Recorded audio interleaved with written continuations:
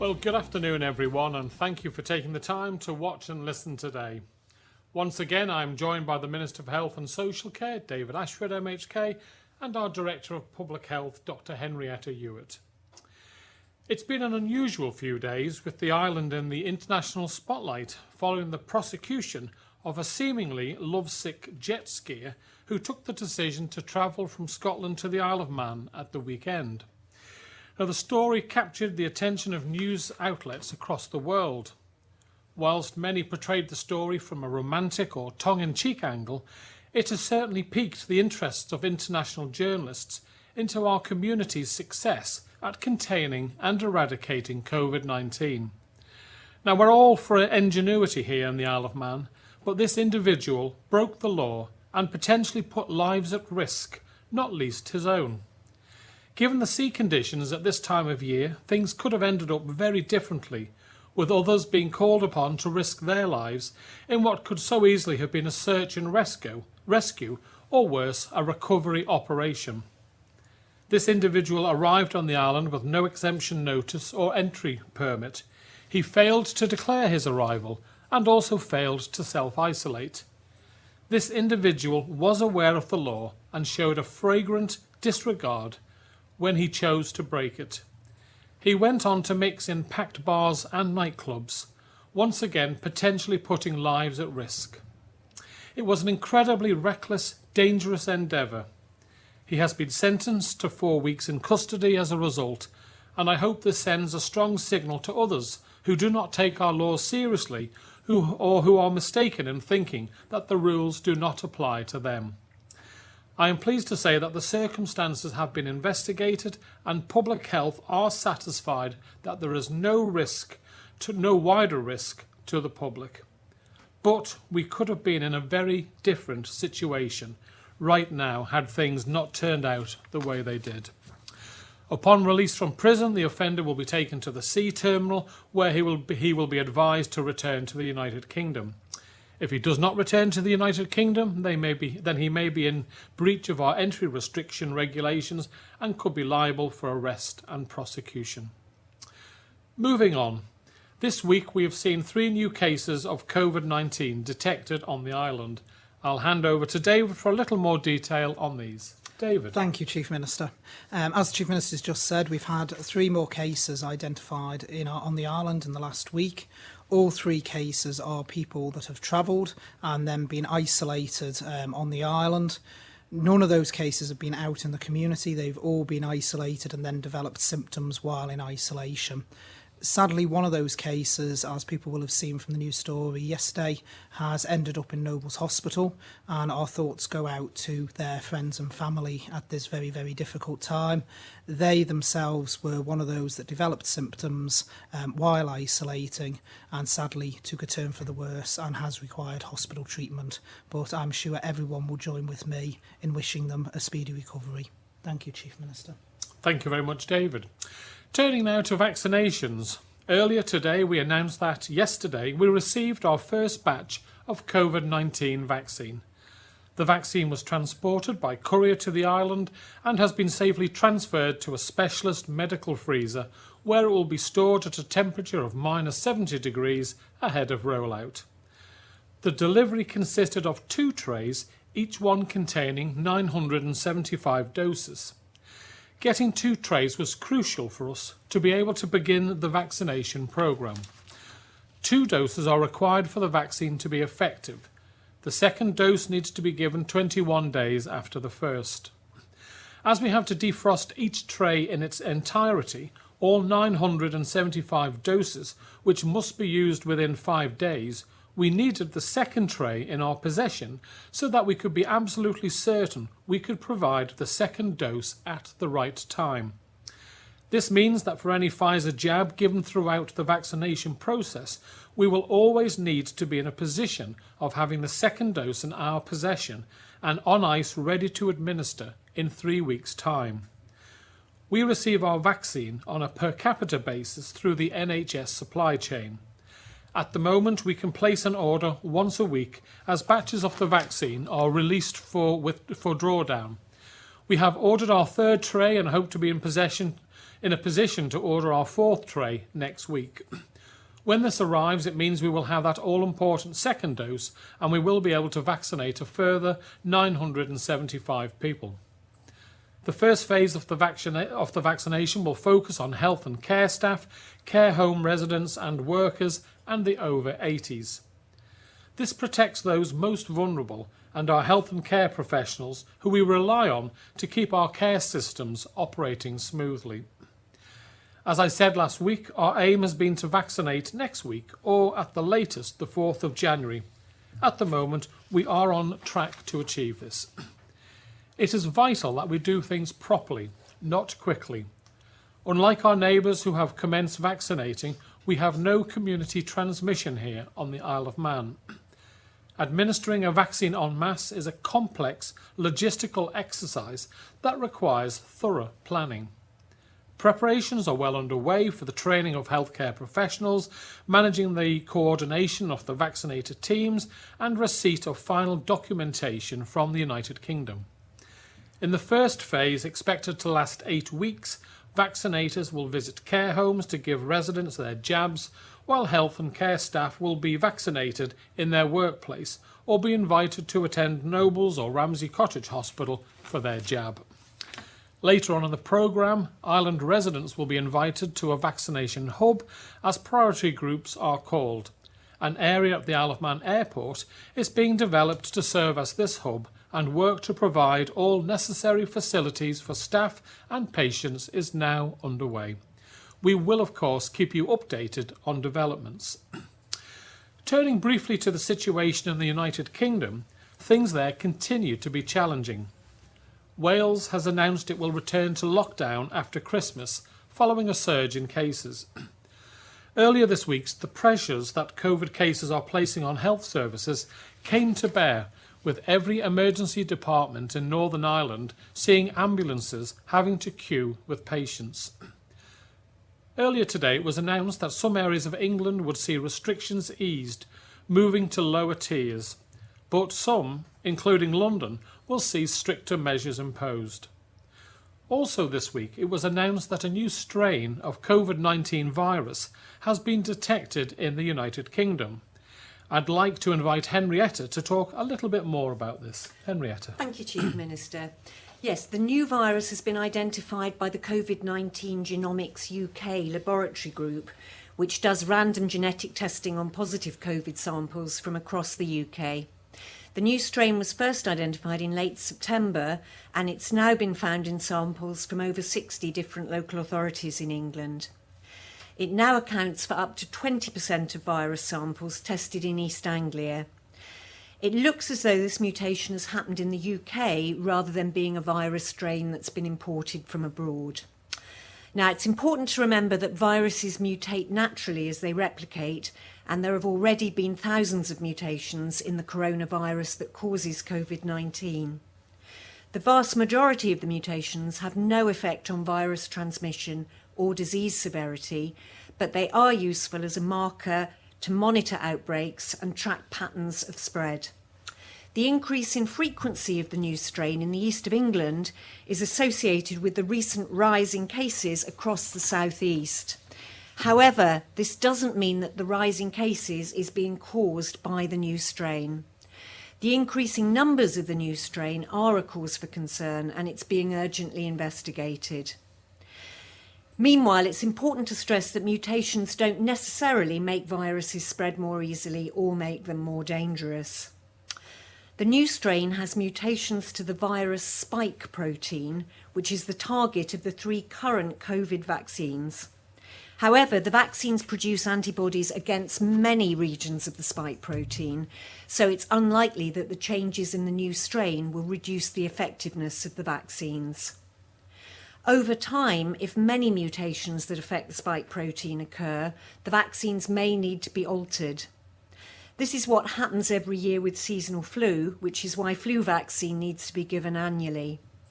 The SARS-CoV-2 virus, which causes COVID-19, mutates at a very much lower rate than flu virus, and the vaccines that are now available can be easily tweaked to protect against new strains if necessary. Thank you.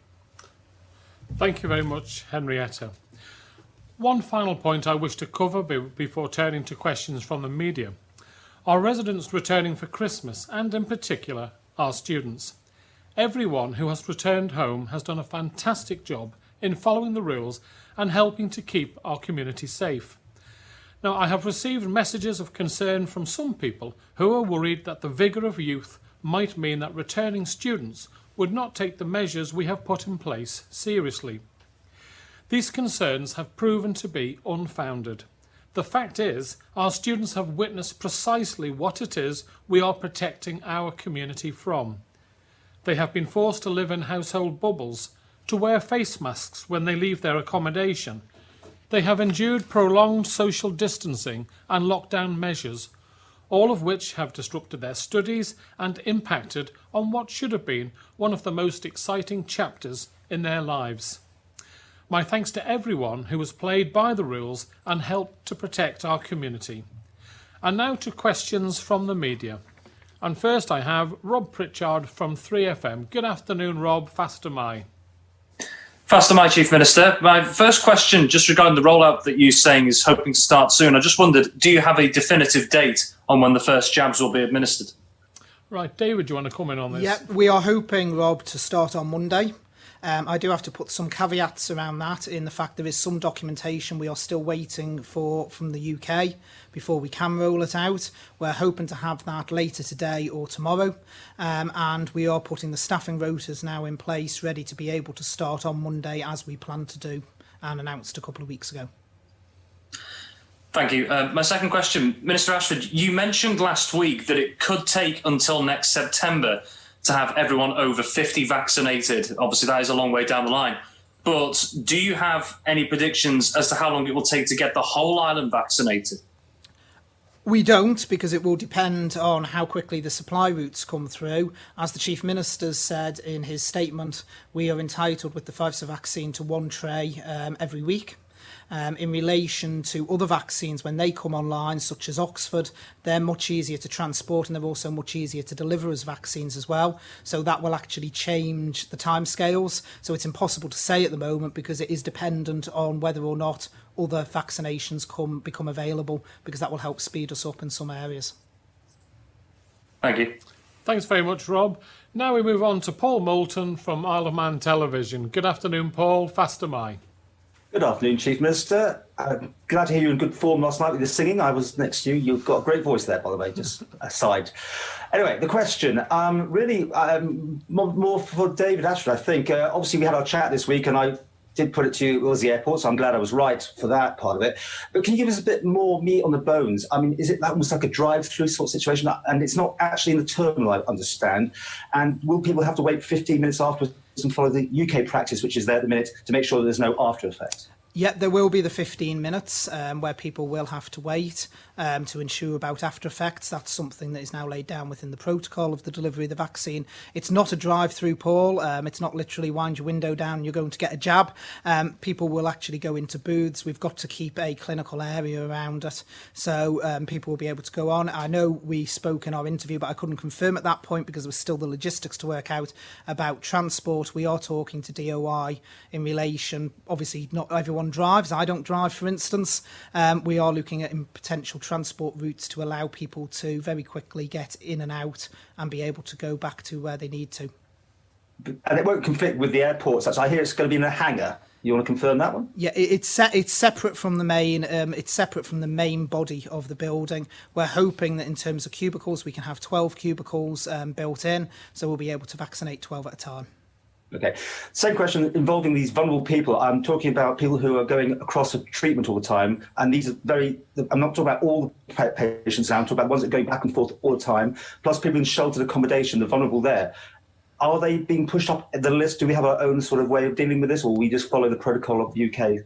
So we'll be following the protocol that we've announced in relation to age. If I can take the patient transfer one, first of all, we have to remember that some of the patients we're sending over fall into the categories where the consultants, due to the treatments they're currently receiving, wouldn't actually recommend they have the vaccine.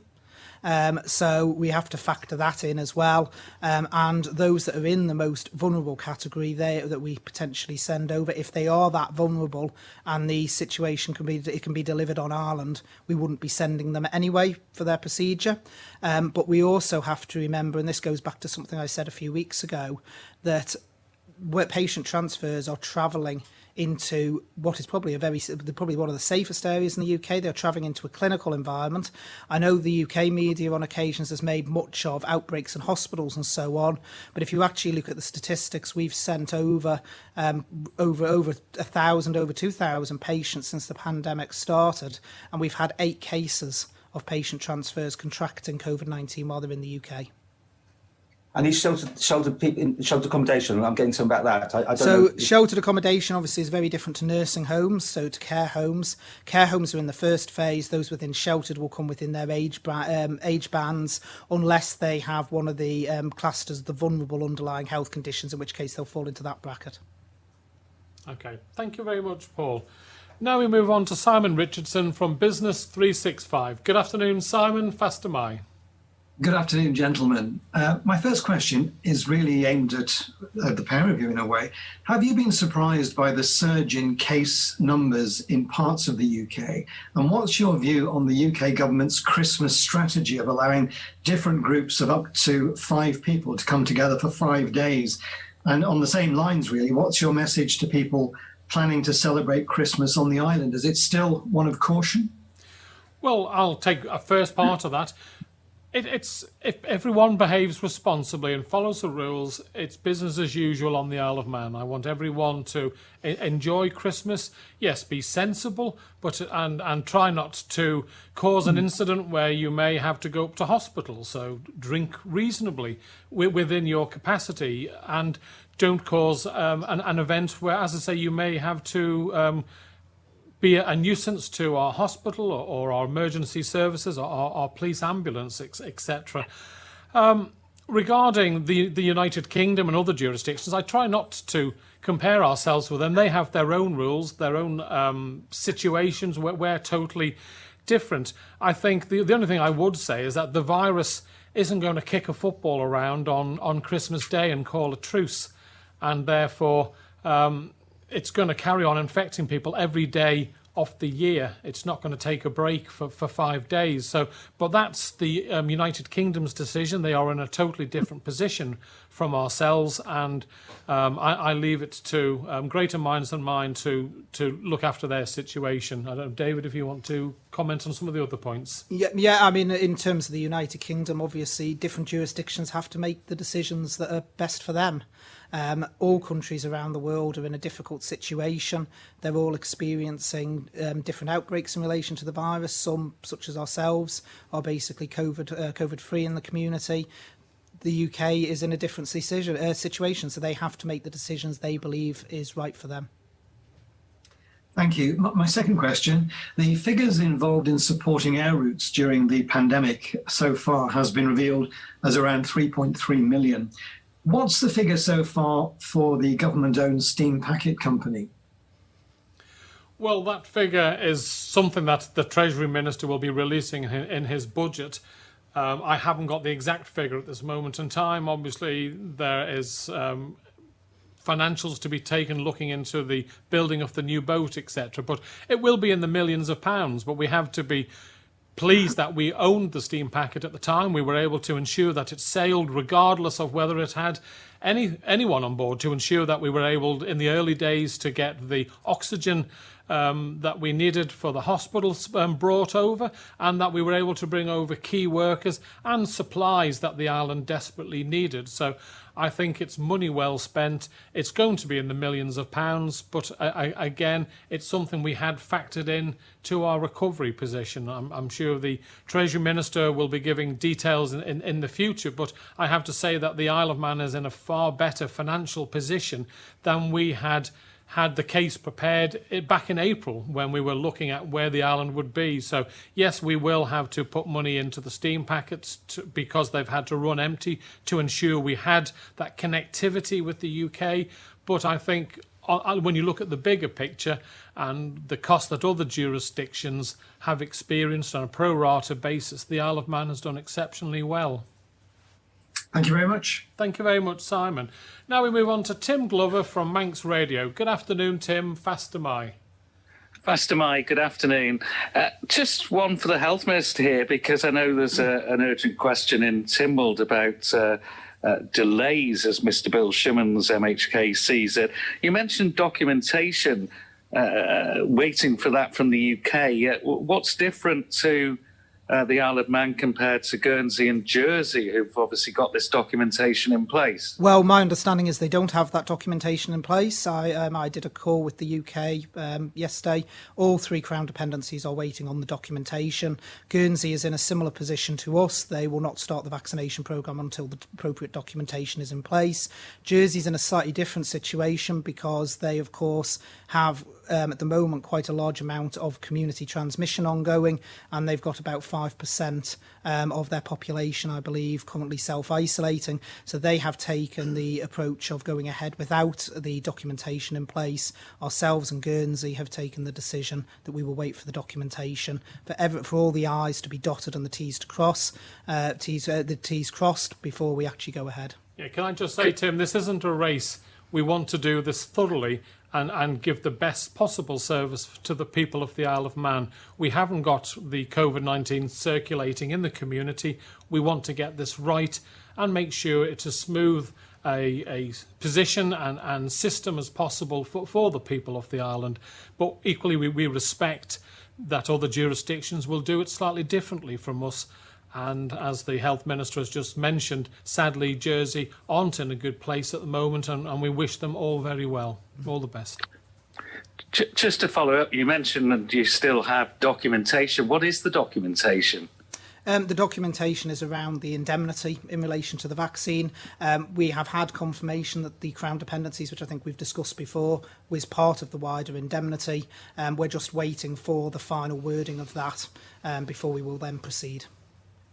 Thank you. And my second question concerns capacity at the hospital, because I know you brought in the winter plan, and figures in a written answer show bed occupancy before and since then. Could you just give more detail, which is contained in there, so it's out in the public, as to what the reasons are for this? And has the hospital got the capacity to deal with a major influx or a major incident currently? Yes, we have. We have our COVID, particularly if it depends what you mean by major incident. There's 2 different plans there. If it's a COVID incident, we have obviously our COVID plans in place.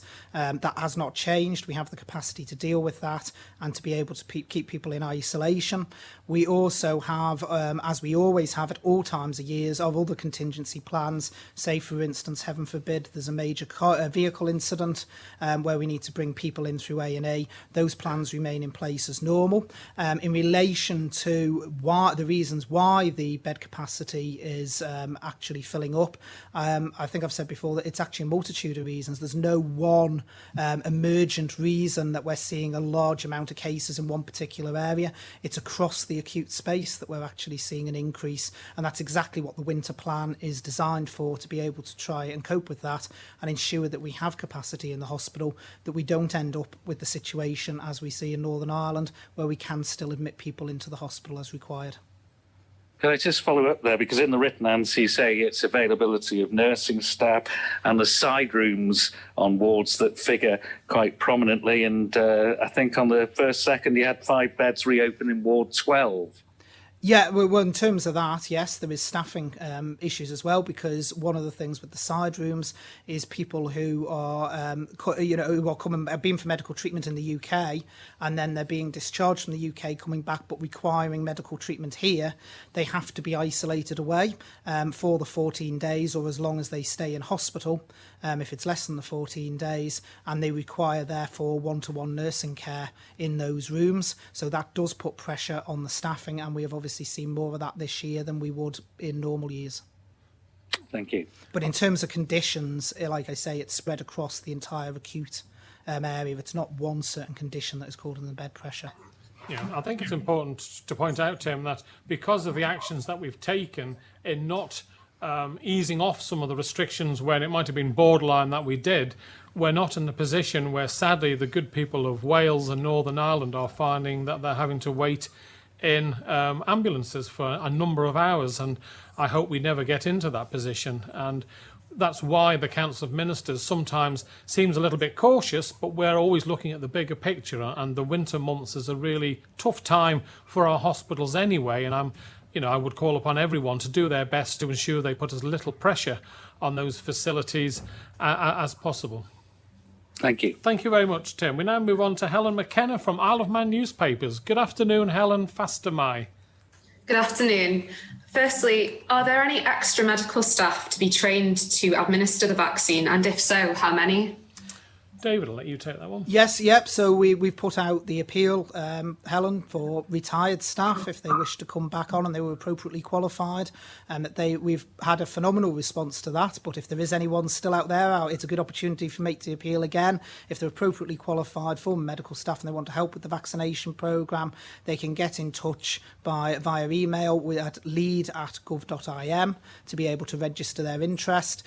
We will have people, I think, throughout the vaccination programme coming forward, it's a rolling training programme. In terms of our own staff that will be delivering, that training, I believe, is pretty much complete. We have bank staff who've been appropriately trained up as well. I think off the top of my head, it's about 80 individuals that we're currently training up to be able to deliver. Thank you.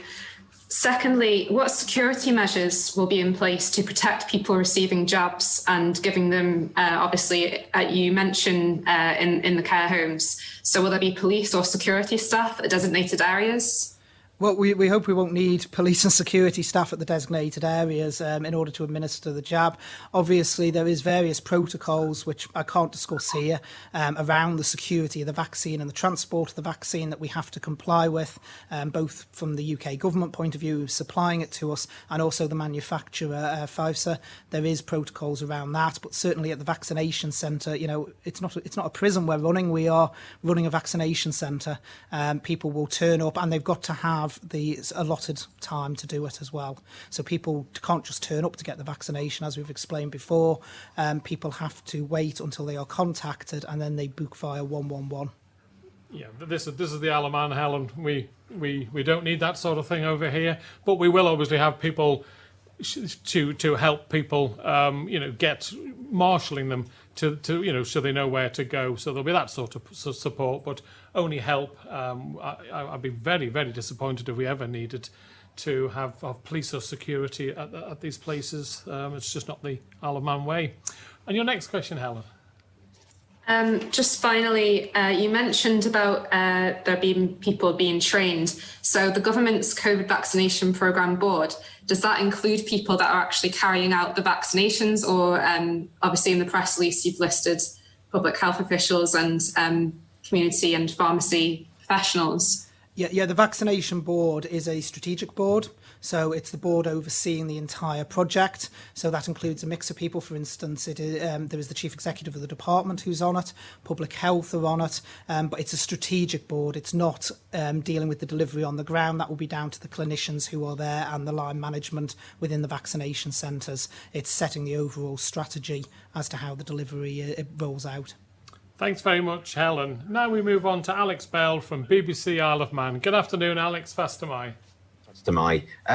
How likely, Chief Minister, would you rate the vaccine rollout as beginning next Monday, or is it more likely to be January? Well, I think it's pretty high. Obviously, our style has always been to be cautious and not promise something that we can't deliver. So I would be disappointed if we can't do it on Monday, but if there was a reason, we've said the 4th of January would be the latest. So cautiously optimistic that Monday we'll hit the ground running. But I keep on stressing we haven't got COVID over here, and therefore it's about getting it right. It's not a race. We want to make sure that we've got all the people lined up ready to do it properly, and therefore the experience that the people of the Isle of Man get when they're having the vaccine is as smooth as possible. Yes, granted, it's not a race, as you say. Well, the UK is racing for a vaccine jersey racing for a vaccine. We do follow the UK's clinical standards. So some point in the future when these places are maybe back to normal and we're still cut off, will slow and steady still be good enough? Well, I would expect us to catch up pretty quick. I mean, the first few days, the first tray, I'm sure there'll be lots of learning curves. There's no manual on this, but you have to remember that the UK sadly has a significant infection rate. So sadly, I think Jersey's 2-3 times the United Kingdom infection rate, and therefore Guernsey and ourselves are making sure it's steady. It's not going to be lackadaisical, of course, but we want to do it properly at the start. I don't know, David, if you want to expand on that. Yeah, one of the things I must say is, although it's a logistical challenge for us, Alex, it's a lot more of a logistical challenge for the UK. So if we take the first phase, care homes, in terms of the vaccination, it's got to be defrosted as an entire tray. It's then got to be stored potentially in a fridge. You can only keep it for up to 5 days. The vials come with multiple doses in, which have to be separated out and mixed. And once mixed, have to be delivered within 6 hours.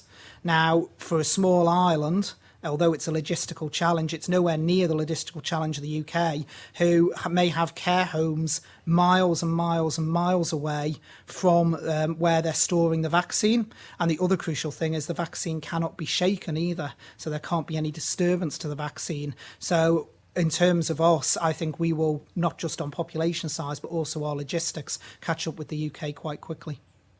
Okay, well, Guernsey do appear to be ahead of us because we understand that they have started vaccinating people now. I think there's a real concern that the Isle of Man is at the back of the queue here. Now, you say cautiously optimistic about next week, if not, then New Year. And that's coming across to some people as complacent. Not at all, Alex. We're not complacent at all. We've got 2 trays of vaccine, and that's a very good news story. We've got the 2 trays of vaccine in our possession. That means we can vaccinate 975 people. But what we have to do is ensure that we do this right. So we have to ensure that the correct paperwork around indemnity, the correct delivery mechanisms are all in place, and people have to recognise that takes time. Now, I'm not aware that Guernsey has started vaccinating yet. I know they are in possession of their trays, but my understanding was they were waiting for the paperwork from the UK as well. I'm happy to be corrected on that if they've suddenly started, but that certainly was the position a few days ago. Thank you. Okay, thank you very much, Alex. Next we move on to Josh Stokes from ITV Granada. Good afternoon, Josh. Fast am I. Good afternoon, Chief Minister. Can you tell us a bit more about the arrival of the first vaccine batch? We've been told in the press release that it arrived in the early hours of Wednesday morning. Can you tell us, when did you know the vaccine was coming over to the island, and did it arrive by plane as expected? Right, well, that was more, the technical delivery was more David's side. Obviously, I was told once that it arrived, I was told it was on its way, but the actual time and details David's department will have dealt with. Yeah, in terms of it, we knew several days before. But again, with our cautious approach, until we actually had the vaccines in our hands and we knew they were there, we weren't going to go out publicly and say that we were getting the delivery, because as we've discussed, we don't want to get people's hopes up falsely. We like to be cautious. So we did know a couple of days before when we were likely to receive them. In the end, they actually came by boat. Oh, that's interesting. Is there any reason why it arrived by ferry and not by flight? As you've said how fragile the virus is, surely there must be a concern now that it's travelled by boat. No, they are dry ice packed for transport. The bigger concern is at the point where you've defrosted the tray. When they're coming over as frozen, they are actually at the -70. They're dry ice packed, so it's a very large amount of packaging around the virals. But it was the logistical way of the UK getting it to us. So will the future batches be arriving by sea as well? Well, we will wait and see. The contractual arrangements for the transport into the island rest with NHS Supply. So the companies that they contract with for the security and transport, ultimately that will be a decision for them. But presumably you prefer it to come on a plane? To be honest, it does not make a difference, because, as I say, with the frozen trays, the way they're dry ice packed, in terms of transport, whether it be plane or sea, it's exactly the same. You can have turbulence on a plane, so as long as the protocols are followed, there's not an issue whichever route of transport they come.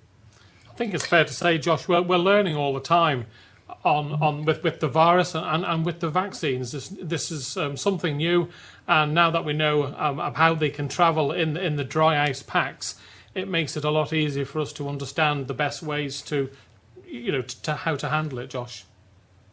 Okay, thank you. And my second question, just this week we've seen the length some people are willing to go to enter the Isle of Man to see loved ones. Are you able to confirm if there will be any immediate changes to those in the UK who have both doses of the vaccine? Is there any leeway in allowing those who have had the vaccine to come into the island, even with a period of self-isolation?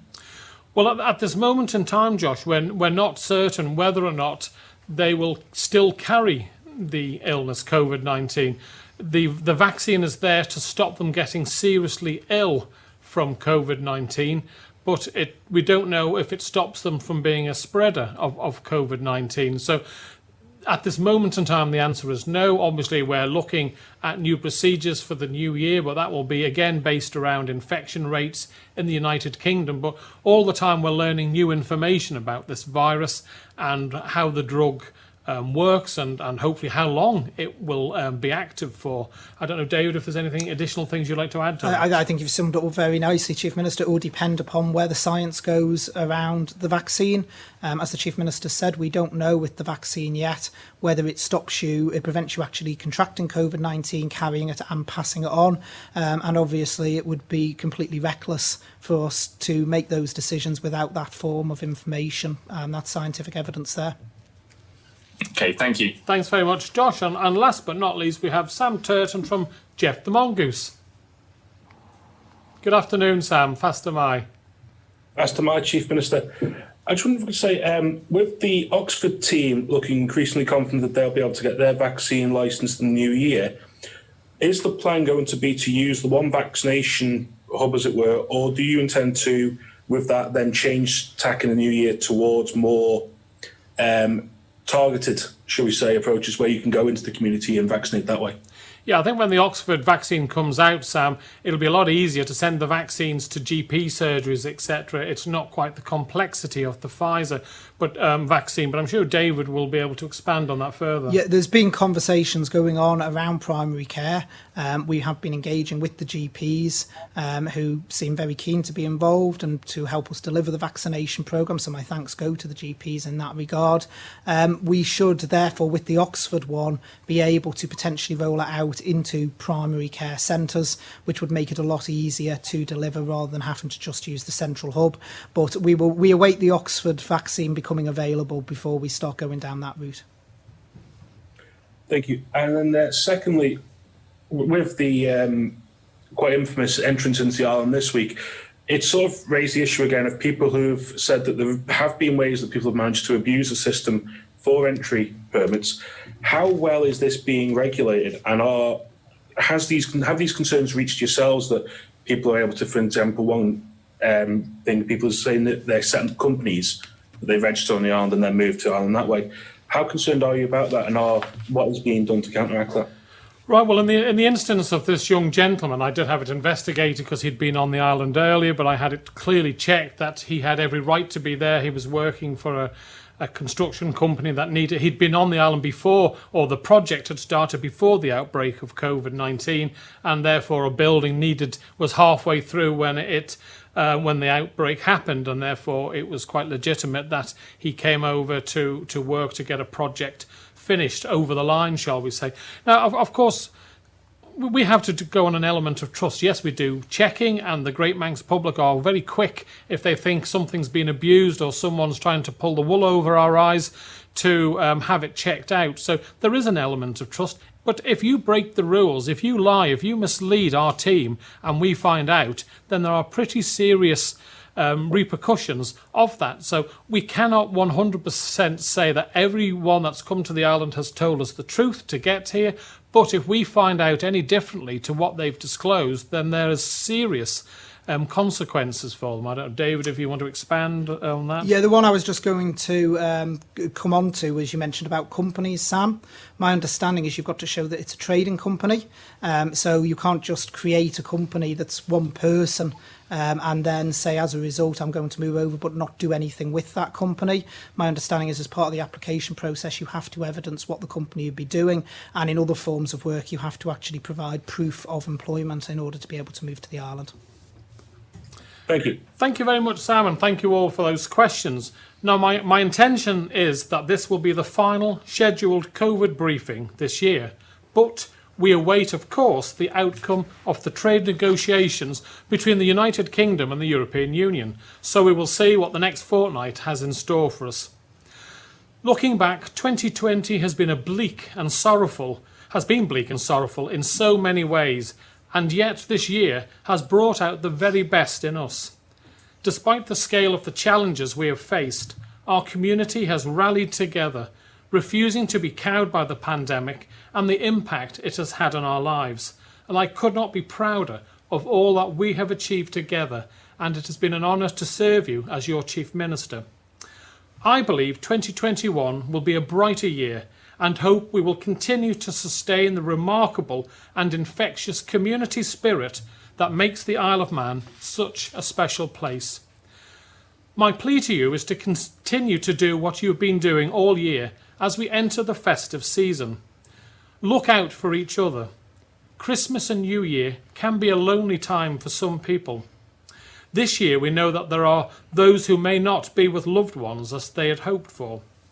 Please do keep an eye on your family, your friends and neighbours. Check in on them. Are they okay? It really can make a world of difference. Now, one very important matter before I go, and I know there has been some concern about our border restrictions and what this means for Father Christmas. I am pleased to announce that a special exemption certificate has been issued for Father Christmas and his 8 reindeer. And this has been faxed over, and rest assured he will make it through. Now, on behalf of the Council of Ministers, may David and I, along with Henrietta, wish you all a peaceful Christmas and a very happy New Year. That's all for today. Thank you very much.